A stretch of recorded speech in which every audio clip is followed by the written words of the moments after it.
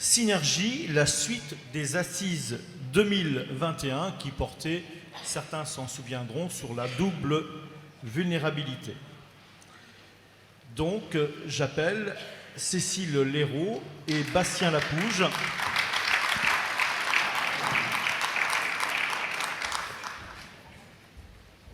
Et je crois que nous allons avoir droit à une petite vidéo. C'est ça, hein ?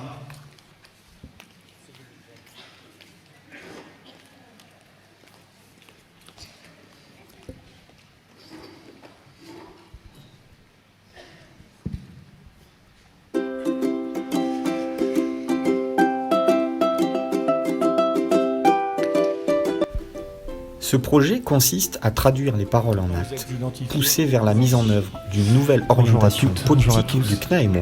Cécile Léraud et moi-même sommes administrateurs au CNAEMO. On avait déjà procédé à une première présentation du projet Synergie aux dernières assises à Metz. L'idée, c'était effectivement d'être dans la continuité de la thématique de ces dernières assises. Pour rappel, ceux qui n'étaient pas présents, il était question de la double vulnérabilité des enfants et de penser des synergies entre le secteur du handicap et le secteur de la protection de l'enfance. Je ne vais pas m'étendre davantage. C'est vrai que ce projet qui a été présenté donc l'année dernière a un peu de mal à prendre son envol. Donc ce matin, on voulait en profiter pour vous faire un petit rappel. Je souhaiterais, avant de laisser la place à la séquence vidéo, remercier Arthur Coudrin, responsable communication du CNAEMO, qui nous a pleinement aidé, en tout cas dans la démarche qu'on va vous présenter ce matin, et ainsi qu'à Corinne Lesbarbier. Voilà, merci.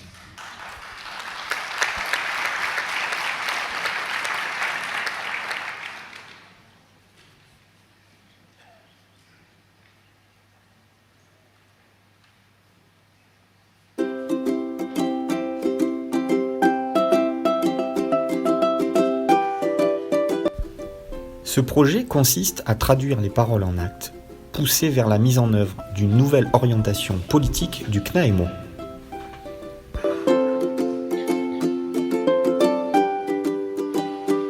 L'enfant confronté à une double vulnérabilité a été au cœur des échanges des 3 journées des dernières assises, victime malgré lui des cloisonnements institutionnels, des clivages, de parcours morcelés, de coopération défaillante ou de l'empilement des dispositifs et des acteurs. Les termes de diversification, de transversalité, d'inclusion, de coopération font partie intégrante de notre champ lexical professionnel, de nos objectifs cibles, soutenus voire imposés par les politiques publiques ou nos financeurs en termes de réponse. Le milieu ouvert possède une expertise spécifique sur l'environnement et les besoins de l'enfant. Face à cette problématique, nous faisons souvent les bons constats, les bons diagnostics, nous nous posons souvent les bonnes questions. L'intention de coordination et de synergie est présente. Mais trop souvent, les difficultés et les freins persistent. Les secteurs peinent à s'autoriser à travailler ensemble, chacun astreint à ses réalités.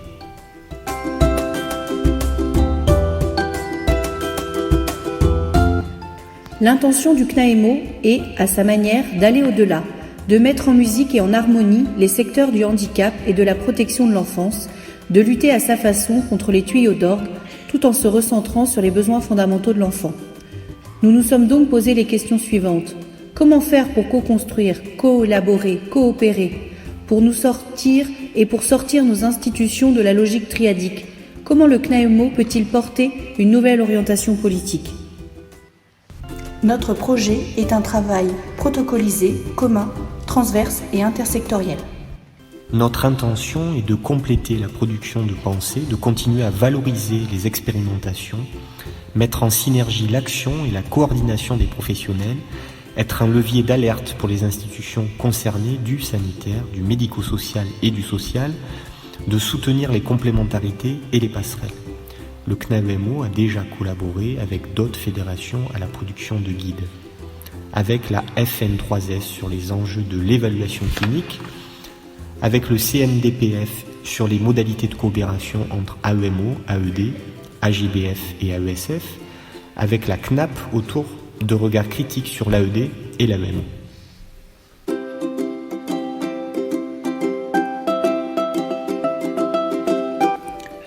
Nous avons entendu, lors des 41e assises, le besoin de se créer une culture commune entre nos différents champs. Aussi, ce guide pragmatique comporterait 2 parties. La première sur les postulats, les principes, les incontournables. Quels sont nos petits objectifs, nos petits leviers? Quels sont nos principes fondamentaux? Quelle place au pouvoir d'agir des familles?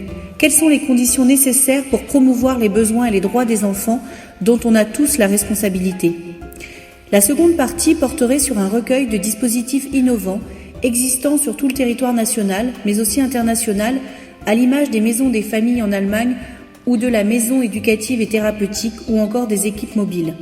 Nous sommes certains que bien d'autres dispositifs existent et méritent d'être recensés et connus.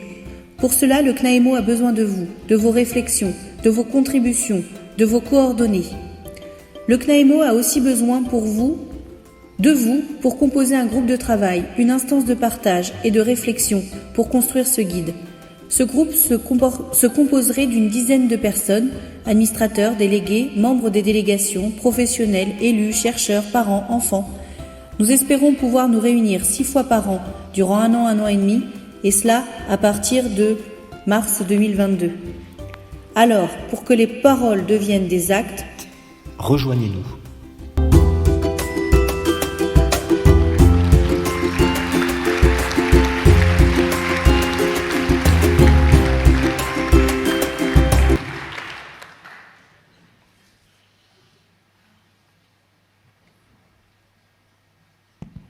Donc vous l'aurez compris, on a besoin de vous, de toutes vos compétences, de toutes vos contributions, de toutes vos expertises sur le terrain.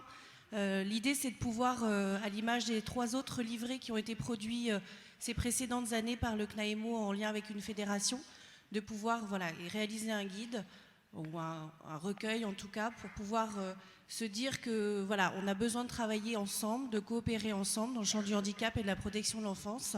Et donc c'est à ça qu'on vous invite. On a donc une adresse mail sur laquelle on vous invite à nous écrire et on vous recontactera bien sûr pour pouvoir monter ce groupe de travail.